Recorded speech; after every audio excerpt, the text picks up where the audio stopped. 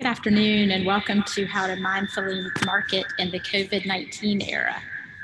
My name is Meredith Kinsey and I'm the Chief Operating Officer at Fuel, a full-service marketing agency here in Greenville, South Carolina.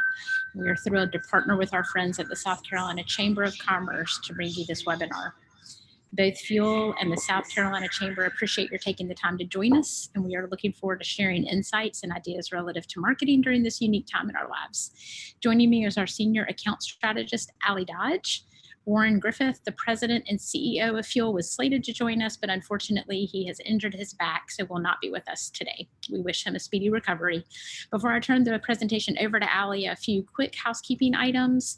For the duration of the webinar, everyone will be on mute. As mentioned, there will be time for questions after the presentation, so we encourage you to use the Q&A pane to submit any questions you may have as we go along. Our presentation will last approximately 30 minutes and will be followed by this Q&A period. We will also have a couple of polls along the way to gain live feedback, which we hope will be valuable information to everyone on the webinar.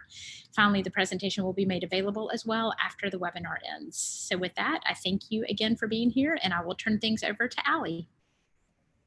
Thanks, Meredith, and welcome you guys. We're going to get right into it. Going to go ahead and head over to our presentation. All right.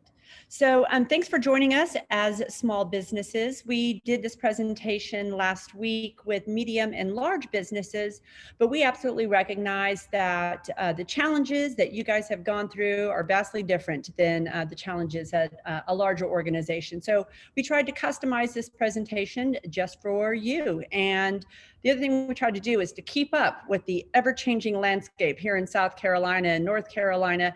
Things are progressing pretty rapidly. So hopefully these will be timed well. So here we go.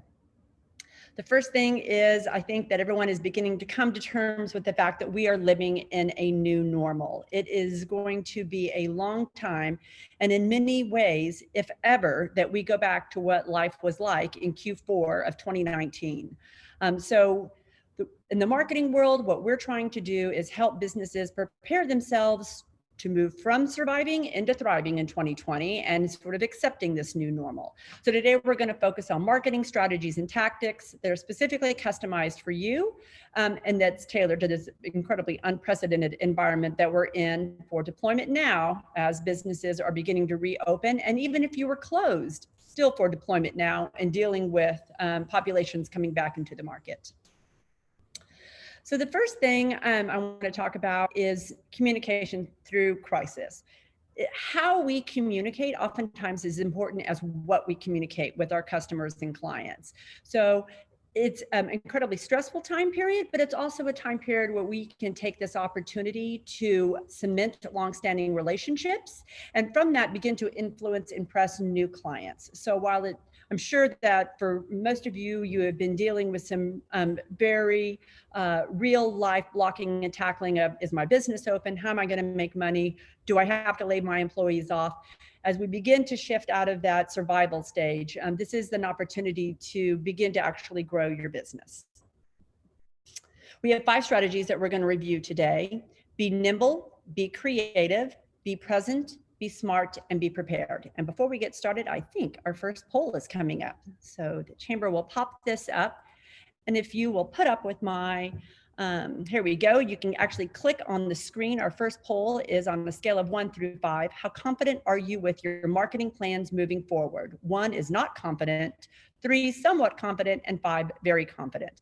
And what I was going to say, if you'll put up with my narration for a bit, when this gets posted online through the Chamber of Commerce, the actual pop-up window showing the poll isn't reflected in the video. So I like to let people who are watching this at home after today's presentation to kind of understand what I'm seeing on the screen. Right now, we have about 78% of the attendees have voted. And I would say we're dealing with about 48% saying that they're somewhat confident. And I've also just received a note that the slides are not changing. So I am going to pause the poll real quick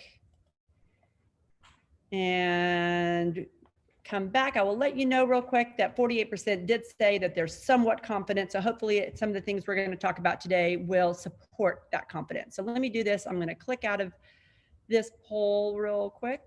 Pause, and I am going to resume share, and I'm going to ask real quickly in the background. Can you see it yet? Sorry for that, guys. I appreciate your patience. I'm going to stop sharing and I'm going to reshare. And you should be seeing poll number 1. I am screen sharing is what it says. Can you get some from Amy real quick? Taking a quick poll here in the office in downtown Greenville to see if it's coming through on y'all's end yet.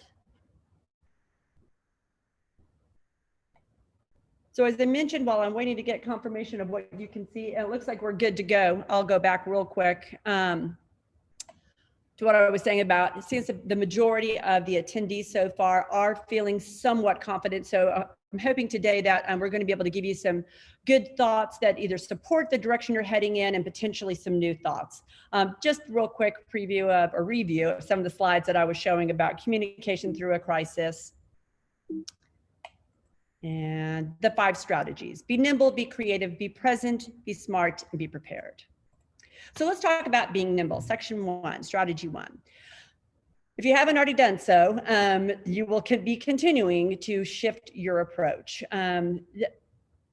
We all have to kind of come to terms with the fact that the relationship with our current customers, and this is true for us at Fuel with our clients, it's going to be true for you guys. I looked at the attendee list before today, and you come from a wide variety of backgrounds, from services to manufacturing, from hospitality to retail. But regardless of what industry you're in, this crisis has impacted that relationship in multiple ways. Many of you have gone virtual, and that may or may not ever go away, or it may be a combination of virtual and in person. There's certainly supply chain logistics that have been affected in this, delivery logistics, people being able to come to you versus not. There's a lot of stress, not only with you as small business owners, but with your customers are going through a great deal of stress, whether they're employed or not employed, or whether their own jobs are potentially in jeopardy. And that's obviously because of the fiscal nature of what we're dealing with right now in the economy. So we'll be riding this rocky river raft for a bit. And it's important to kind of just live into where you are right now and work within, not, I hope this will go away, but begin to kind of plan how to plan through it. I always try to keep a little bit of positive with the negative. There is some opportunity in here that we're seeing. Meet your customers where they are. They have shifted their consumption of where they are receiving marketing and advertising messages. Web traffic, as you would expect, is really up right now. Not the mobile applications, but the actual desktop applications. So customers are using Facebook and Twitter, and they're going to your website, but they're doing it on a desktop versus doing it on their mobile device. And so there's some opportunity that we're going to talk about with that.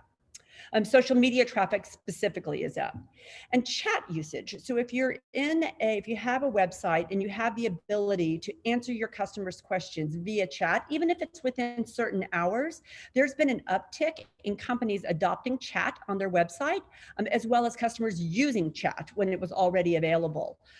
Customers are out there looking to be educated, they're looking to be entertained, they want information, and they want it pretty quickly. So chat's a great device to communicate with your customers. And then last but not least, and again, not necessarily a huge surprise, but local and national news is up. And we're going to talk a little bit about how some of your efforts can be parlayed into public relations and editorial coverage and into journalist coverage on the local news, because they are looking for stories right now. We'll talk about that. The next piece about being nimble is ready your plan. So whether you've been closed or whether you have been open, the Carolinas as a whole is beginning to reopen. So if you do not have a plan for how you are going to reopen physically with your customers, now's the time to begin to adopt one. And not just adopt one, but most importantly, how are you going to communicate it and how are you going to enforce it? Those two pieces are really important, and it's going to take a lot of practice with your staff or with the teams that are going to be supporting your business. read a disturbing story over the weekend of Massachusetts and the beach, and they were able to open up, and a very famous decades old ice cream shop opened up and were completely overwhelmed and inundated with customers who were not adopting the policies that the shop owner had put into place. And it created a really disturbing scene for the staff, and the shop decided it's not worth it to me. I can't enforce the policies that I want my customers to adopt. And so I'm actually going to shut back down. So I think that's a real world example of how having a plan, but if you're not able to communicate the plan or execute the plan, can go horribly awry. So make sure that your employees and your consumers understand how you're going to keep them safe, how you're going to keep your employees safe, not just immediately, but over the course of the next several months. Communicate that everywhere. I can't tell you how many small businesses that I've looked at where the website information doesn't match the social pages, or vice versa. They've got it updated in one place, but not in another. So try to be consistent with how you're communicating. Again, that gives you a sense of, I've got this confidently under control. I'm able to communicate my plan. You should feel comfortable coming back to me as my small business customer. And then again, as I talk about the execution of the plan, please, plan on keeping employees and your customers safe. I heard a really funny story recently about Open Hearth, which is the restaurant here in Greenville. In order to make their restaurant look a little bit fuller, they're actually going to be putting life-size mannequins and dolls in the seats that keeps the individual booths separate. So the news clearly picked up on this. This is a great way that you could take your plan for being open and parlay that into a fun PR story. Strategy 2, be creative. Oh, sorry, poll number 2. I zipped right past it. So I'm going to wait for the chamber to pop our poll up. And again, as people are filling it out, I'll narrate for those who are watching this webinar later on. Just to let the chamber know, I'm actually not seeing it pop up just yet, so I'll give it a few more minutes to see. Here we go. So a couple questions here. Has your company cut your marketing plan or spending, shifted your marketing spending, maintained, or increased? So cut, shifted, maintained, or increased. We have about 50% of the respondents who have voted so far. We're up to about 70% right now. And it looks like a fairly interesting split, but still in a very positive direction. I'm waiting till we get a little bit more. I got 82% who have voted at this point, and right now maintained the same marketing spend and plan is the front runner with about 41% of the vote, and shifted at 31. That's a really positive. I'm going to go ahead and publish this poll so you can see it now, and I'm going to share the results. You should be able to see this on your screen. Those are really positive numbers. I think that shows a lot of optimism and faith in your businesses and in your markets. So that's terrific news. All right, and let me just pop this guy off, and we'll keep moving forward. All right, be creative. I know it's really hard to think about paying it forward and embracing some altruistic measures right now when, again, we're dealing with, I'm not sure how I'm going to pay my rent next month, but if it's possible to participate in the human economy, it really can set you up for success later. So think about not only how can you support your customers during this time? Is there something that they're doing that you guys can co-market together? Is it just simply reaching out to them and saying, like, do we all need a private night where you guys could come shopping in the store? How can you partner or donate something to a nonprofit that'll bring you some PR value, whether it's come into my restaurant and bring a canned goods that we're going to be giving to our local food banks. Again, it's good to do it for altruistic reasons, but there definitely is some PR value. I went through some of the registrants who are participating in the call today, and I caught one that I thought did an excellent job of not exploiting the current crisis, but did a great job of saying, I'm sensitive to what's going on, and that's Swagalock. They are not only donating masks to the local healthcare workers who need it, but they have also made a significant sizable donation to food banks in their area. And it's just a way that they can say, I appreciate what's going on. I acknowledge that fortunately they're not affected as an essential business, but they're still wanting to participate and give back to the human economy in their market. So that's a great example. Charleston Artists did a auction artistic fundraiser that supports Feed the Need. Obviously, we've all heard about distilleries shifting to hand sanitizer. And SE Printers did some free signs for businesses to say, I'm still open, please come back and see me, but do it in a way that involves curbside. So some really good examples out there of people really pitching in.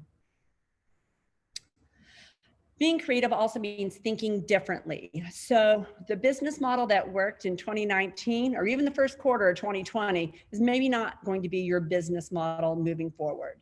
So it could be the right time to launch a new product, reposition yourself, an extension of your product, where before you may have been a cleaning service. Now, how can you transition that cleaning service into a disinfecting service? Same business, technically, just slightly extending it or pivoting it on a message that's going to resonate probably a little bit tighter in this environment. I got a great example with Elizabeth Rose, that's a candle maker here in our region, and she has created a new candle for everyone who is working remotely called Stay at Home. So it's a lovely new scent. It's a little tongue in cheek, but I think it's just a terrific way that they can bring a little levity and relaxation through a product that I think everyone would appreciate. Bartering is also back. So there have been a number of bartering groups that have popped up on Facebook, on LinkedIn. Several commerce regionally throughout the US have started supporting this. But how can your small business partner with another business where it makes sense? It could be a pizza restaurant partnering with a cupcake shop. In the case of Split Creek Farms, they reached out to the, Split Creek Farms is a goat farm based in Pendleton. They reached out to restaurants in that area and asked them to put their products on their menus to support the farms because they were obviously losing a great deal of money. And restaurants in the Pendleton area not only did that, in fact, but customers came in asking for it because they wanted to, and kind also to respect and support the farm. So I thought that was a great example that was recently also in the news. So again, the PR factors on these are enormous because the media is looking to support all of the news consumption that customers and your clients are currently, and you are currently consuming. So think about how you and your partners, or how you can partner with and trade with another small business in a way that not only is mutually beneficial, but maybe a feel-good story. Section 3, be present. So this is a virtual new world. Don't have to tell you guys that. We've been in this, believe it or not, for 2 months now. So even though we are potentially open for business, that may not mean that your customers are ready to get to you. So just because the doors open and the lights turn on, this virtual reality will be with us for a while. So this is a great opportunity for you to continue to create behind the scenes content. It could be, hey, I just wanted to show you a picture of our cleaning service tonight in the restaurant. We're going to be ready for you tomorrow. Put that out on Facebook or on Twitter. That's a great way to reassure them that each night you're in there taking care of your business so they can feel good about coming in. Continue with the virtual tours. We have a number of real estate developments at the agency, and they're actually using Marco Polo right now, which is, if you haven't checked Marco Polo out, it's a cross between texting and video. So you send videos back and forth, not almost as quick as texting is. And so they're taking clients who are uncomfortable doing an in-person tour on a Marco Polo tour of a home. That's very, very clever. You can shift to Google Forms for virtual shopping or personalized shopping experience. It's super easy to create a survey and ask your customers what they're looking for and then present to them options. The second tactic under be present is don't lose ground. And I'm thrilled to hear that you guys have either maintained or shifted their marketing spend. I think that's really smart because your customers don't want you to go dark right now. Your clients don't want you to go dark. Now is a great time to negotiate marketing deals. I had mentioned before about how high web traffic was right now, but ironically, the media spend is not there. Same thing on social with Facebook.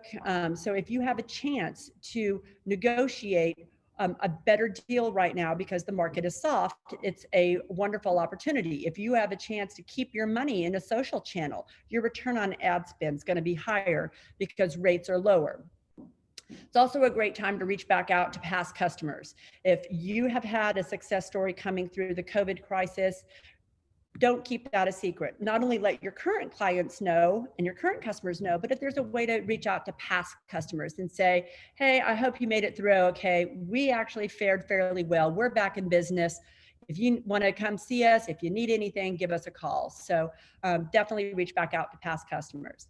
And I've mentioned several times this opportunity for public relations, but because so many people are tuning into the news, print, online, broadcast, local radio, they're always looking for content and they're under a lot of pressure to continue to feed the machine. So they're definitely interested. It may not be a story just about you, but you may be part of a larger story. So definitely get in touch with the editorial staffs and the journalist staffs. Their contact information is on just about every single media outlet out there.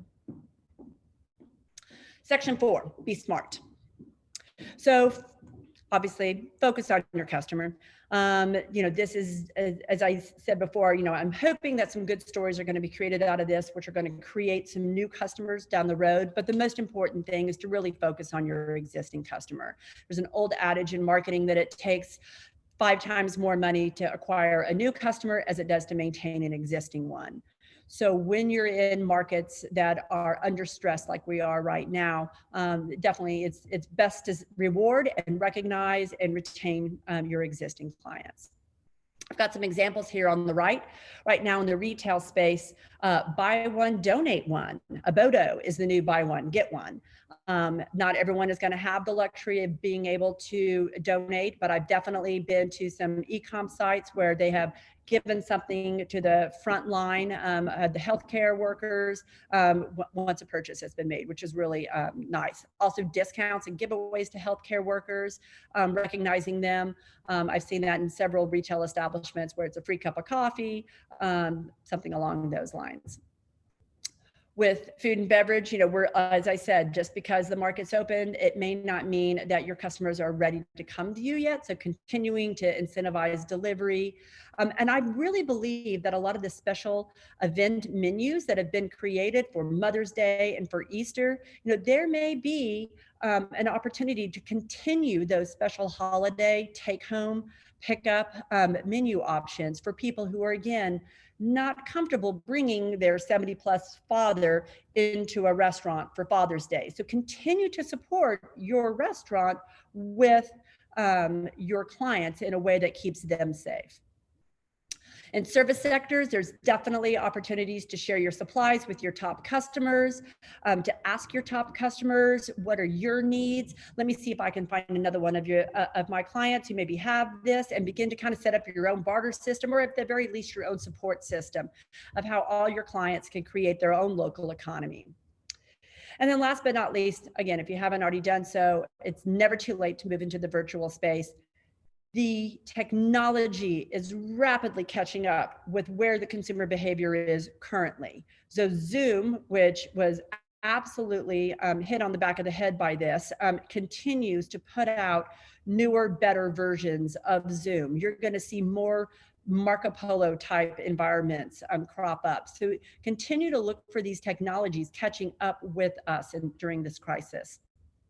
And then last but not least, it is a little, it's scary right now from a financial perspective, with the unemployment and I know with big business and medium business last week, they were talking about, rethinking their financial forecasts. That's going to have a trickle down effect. So if you've got a product, is it possible to offer free trial periods, free demos to really cement that sale? All right. And our last section is be prepared, and we will wind up this so that we've got time for Q&A. So there will probably be a COVID-19 2.0. There will probably be a COVID-20 1.0. And I feel that as much as we want to make this go away, this is a really good time to stop and think about, my God, if I knew then what I know now, what would I be doing different? So after we get through the opening process, but not too far after, think about how you could have done things differently and what pieces can you put into place now that will prepare you for the event in the future, if in fact we have another stay at home advice or another guidance for people to stay at home. What does that look like? So identify a product, could be a process, a service that you could provide in an event that we're shut down again. Ask your employees and your teams what worked and didn't work, regardless of what industry you're in. And then ask your clients and customers the same questions. What would they have wanted? I know I have a couple different dress shops that I really love and that I would have loved if I could have done, even though I'm staying at home, a little pick me up wouldn't have hurt. I would have loved if they would have done a virtual shopping tour for me. So think about ways now while it's still fresh in your mind, and then begin to put that infrastructure into place. It's a lot of information. I know you guys, as I mentioned, are from a wide variety of industries. Some of these tactics and strategies you may already be employing, and hopefully some of these are new and something you can learn and grow from. So if there are 3 takeaways, it's prioritize the things that you can control. Focus on your key clients, your key customers and those relationships. And then concentrate on marketing investments that are going to be able to set you up, whether they're partnerships, whether it's PR value, whether it's buying media right now while the market's soft. What are those things you can do now that's going to help float you in the months to come up? So if opportunity doesn't knock, build a door, from John Engler. So with that, I am going to open it back up, invite Meredith, who has been monitoring some of the questions coming in and seeing some hands being raised. And yeah, I'm going to stop sharing my screen and we'll take some of your questions. All right. Yes. Thank you, Allie. We do have a couple of questions. Let's see. The first one here is, I have a limited marketing budget. What should my top priority be? I would say the top priority should be some communicating quickly about where you are from an open perspective, utilizing the channels that you currently have. So if you don't, I'm assuming that most people at this point have a social presence. So make sure that you're beginning to come back online. Start to post. Hey, I'm so excited for next Monday. Hey guys, we didn't make the cut, but we're going to make it the next round. So begin to share that information out on social and update your web pages. And if you don't have a web page, they're incredibly affordable right now to set up a web page through Squarespace or through GoDaddy, just a really simple landing page to let people know where you are. But I would absolutely be focusing on clear communications that you're open for business, and then tell your customers to tell their friends, right? Invite them back in, help them get the word out. I think people are feeling really supportive of small business right now, and they want to help. They want their favorite restaurant, their favorite service, their favorite boutique to stay open, so they'll be willing to serve you. Very good. All right, we have another question that comes in from David. He wants to know your thoughts on balancing content strategy between evergreen content and content that is hyper relevant to COVID-19. Yeah, and I think you used the right word, balance. So we subscribe to a service here at the agency called HubSpot. It is a CRM inbound and CRM, as I said, system. If you go to HubSpot, they are offering a lot of free webinars and free content right now. You don't have to be a HubSpot customer, but they did a great webinar last week that talked about shifting from promotional content to educational and inspirational content. So you want to have both, right? You really need all three. So you need to educate them about where your business is right now, open, not open, gonna open, open with limitations, et cetera, et cetera. Get through that phase and then inspire them to come back to you, right? So you want to say, I've addressed the health and safety, and I'm really excited about my products this spring. I'm really excited about my products this summer. And I'm offering a buy one, donate one, or I am offering a 5% discount on contracts that get signed between now and the end of July, if you're, for example, a manufacturing or B2B company. So it's that shift from I'm going to take care of my basic Maslowian needs to tell you and inspire you to come back in and then close the deal. Very good. Thank you. We have another one from Amy. Knowing that there may be times in the future where people are encouraged to stay at home, how do we build strong relationships now to help sustain customer loyalty during those times? Absolutely. I think the first thing is when you get a chance to re-engage physically, person to person with your clients.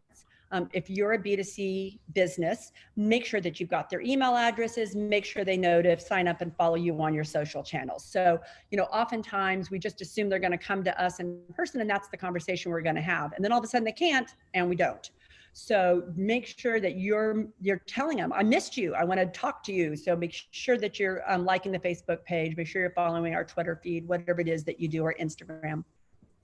So I think it's really important that you create that communication channel with them so that if things were to go bad again, that you've got that way to communicate with them. On the B2B side, on the business to business side, you probably already have those communication channels with them. If it looks like things are going to go south again, prepare them in advance. Hey guys, I just want you to know we're watching this like you. Let us know what your supply chain concerns are. I'm going to let you know what my supply chain concerns are. Let's start to work on a plan together. We're going to stop travels. I'm going to set up a webinar for us to showcase our new product launch. So again, it's about communication and preparedness and getting ahead of that curve. Okay, very good. Thank you. Another question about social media. I've seen a lot of giveaways during this time featured on social media. Do you feel that's appropriate as a tactic for customer engagement? I feel that the answer is yes, depending on how it's positioned. I don't think anyone wants to take advantage of this. I was talking in the big business presentation about humor sometimes is very personal, and what some person finds funny about COVID and someone else finds horrifying. So I think that anytime you're exploitive, it's obviously not good. Anytime you're empathetic, it's awesome. So if you're doing a giveaway of, hey, I know you guys have had a hard time. It could be like stay-at-home moms are having a hard time teaching and working. I want to give out a candle to someone who you really feel needs it. That's a perfect giveaway. It's very empathetic and it's very generous. And a lot of people would nominate your mom who you can't be with, and we'll send her X. So I think it's about how you lean in an empathetic, gracious way and acknowledge it without exploiting it. All right, thank you. Naomi asks, what are your thoughts on using pre-existing photography for marketing purposes, or should all images be transitioned to show current status? Yeah, that's a tough one. Because I've watched a lot of ads online and offline and have thought the same thing. I mean, if you can financially afford it, then I really do think it's the right approach, depending on the industry, obviously. But if you can financially afford to do so, then I would. But it's also a way that I don't feel like you need to go through this big, massive, expensive photo shoot, right? If you are a company, and even if it's just like your staff all lined up with masks, waving, like, can't wait to see you again, right? That's very authentic. You could take it with your iPhone. It doesn't have to be something that's really an outrageously overly organized photo shoot. But I do think that for a brief period of time to let people know that you're conscious and considerate, it's a great option. But at the very, very least, if you can just tell them with words, people know what masks and gloves are. They can get the picture. All right, very good.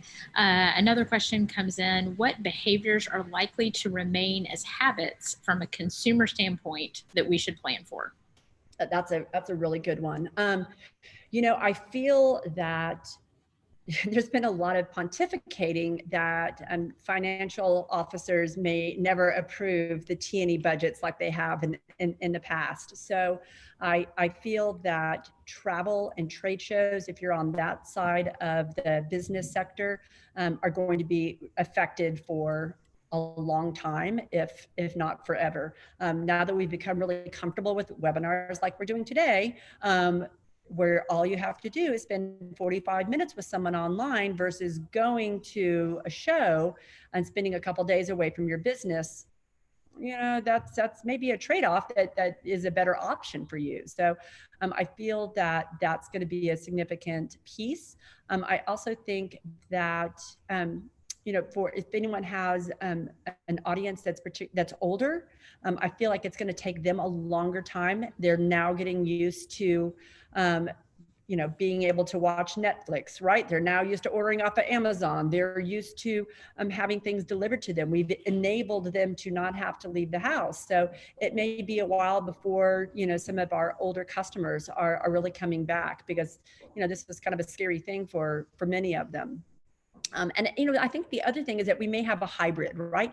You're going to have those people who want to do business in person, and then you're going to have that group of people who say, I want the option, and so I think that we may have to just find what that looks like. And I think the best way to also get ahead of that is to start asking people, what worked. Again, I was talking about being prepared and asking your customers what worked for you, what didn't work for you, what do you want to see out of me moving forward? All right, good. We have another question. With social media like Facebook only targeting people who have liked or followed their page, Yes. what is your thought on other media sources such as radio to reach the masses? Oh, yeah, absolutely. So two things. First thing I'll say on Facebook, that if no one has broken the dirty little secret that if you want your Facebook post to be seen, it is the unfortunate reality. You are going to have to boost or promote it. That is the algorithm that is Facebook. It's a pay to play model now. It's not an organic channel like it used to be in the old days. So there is some money that's probably going to have to be spent against it. But I am also a big believer in a combination of channels. And I mentioned earlier, radio has particularly been hit. We moved from cars to computers, and it's going to be a while before that balance of computer to cars gets realigned. So absolutely, radio is a very soft market right now, and they would be very interested in cutting some deals. For sure. Out of home is another one, because we're not in our cars. We're not seeing those billboards. And that is potentially a place where, that could see some soft opportunities for advertisers to take advantage of. I also think there's some opportunities out there to combine powers and partner, right? As I mentioned earlier about bartering, not even about bartering, it's just about co-sponsoring, right? If there's a compatible partner brand that you can identify, you just cut your spend in half. You're also sharing the stage, but you're sharing the stage in a way that is additive, right? It's a 1 + 1 = 4 factor. So I would also look for other companies that are hungry, that would make good strategic alliances. And that's another way to make your marketing dollars go farther. All right, thanks, Allie. David asks for any advice you might be able to share on starting out with online chat, how you might manage it in a timely fashion, follow up with visitors, etc. I think the biggest thing about chat is letting people know when you're online and when you're offline. So you could do chat via instant messaging on your social channels if you choose to go down that route, or you can enable chat as a plugin on your website. And I've seen it work really well with our real estate clients, where they don't necessarily want to fill out a form. They just want to ask a few tentative questions. But if you tell them in your chat window that says, I will be available to chat Monday through Friday from noon to 12, and that's it. Otherwise, you're going to leave a chat message and I'll get back to you in 24 hours. So I think it's just a matter of managing your customers and your clients' expectations. You don't have to be open 24/7 at all. But it gives someone a way to quickly ask a question without giving up their email address or their phone number or filling out a form. It's a very low barrier of entry. And so whether you get back to them in 24 hours or immediately, it's two things. Chat can be instantaneous, but chat's also very low commitment from the customer's perspective. Yep, very good. I think we have time for another question. We had one that with economies opening up and people going back to work, can you speak to why radio or out of home may or may not be ideal for a small business? So, as I mentioned earlier, we had this violent shift from cars to computers, and that is going to come back into a balance. And and eventually it could go back to where it was, or now that you're getting your news, in a new location versus an old location, maybe it won't. So, I think this idea of going back to a mix, it's very, very heavy online right now. It will shift back to a new version of how people consume, but it will shift back as people get back into cars. So, again, whether it's out of home, local print, radio, these guys have missed their listeners, they've missed their viewers, and they want new material on their out of home boards. They want new advertisers and new promotions on the local radio stations. As DJs get a chance to get back into the environment, we have to do it in a way that's obviously respecting 6 feet of space. But those DJs want to see their radio listeners again and do giveaways. And so I feel like they're very open to partnerships right now. Pick up the phone of your old favorite station and just start that conversation up. All right. Very good. Well, Allie, thank you so much. South Carolina Chamber, thank you so much. And all of you who attended this webinar, we appreciate your time today, and look for an email that follows with a link to the webinar if you wish to watch it again or share it with others. Again, thank you so much for your time, and we wish you a good afternoon. And good luck.